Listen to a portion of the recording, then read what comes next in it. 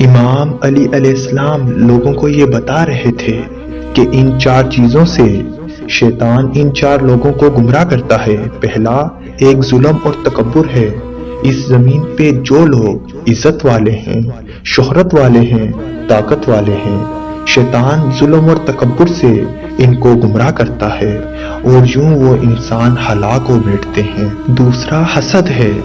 شیطان حسد سے جو لوگ علم رکھتے ہیں ان کو گمراہ کرنے کی کوشش کرتا ہے اور حسد کی راہ پہ چل کر وہ عالم اپنے آپ کو ہلاک کر بیٹھتا ہے۔ تیسرا خیانت۔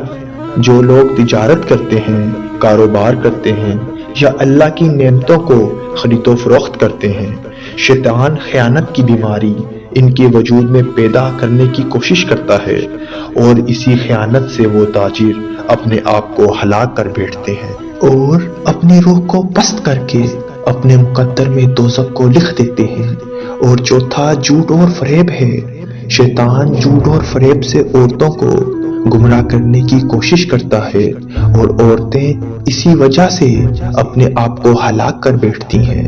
اگر انسان شیطان کی ان بیماریوں کو سمجھ جائے تو یقیناً اللہ کی پناہ میں رہے گا۔